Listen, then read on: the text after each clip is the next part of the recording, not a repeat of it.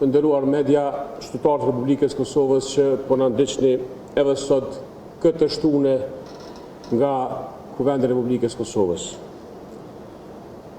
Ne si deputet zgjedhur në betim çdo 48 orë këtu e çdo 24 orë para ndërthesës së qeverisë jemi duke i përsëritur disa mesazhe që mendojnë bukur të rëndësishme.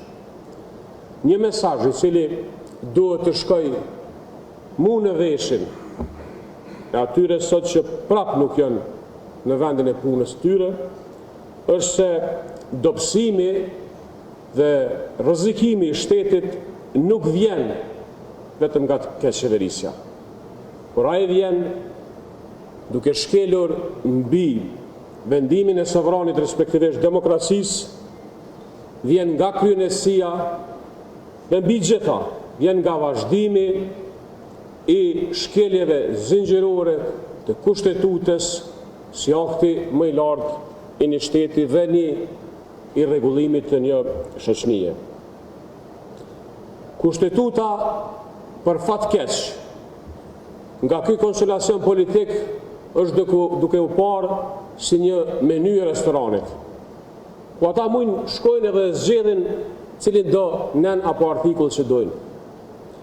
Kushtetuta si akti më i lartë i një shteti është pashtu korniza që e kufizon sjelljen e secilit zyrtar publik, a është ai i zgjedhur me votë deputet, apo është ai i zgjedhur dhe i votuar si kryeministër, si president, apo si çdo zyrtar tjetër politik e publik. Kushtetutën duhet me pasi detyrim, jo si meny, ndërsa betimin e deputetit si të shenjtë.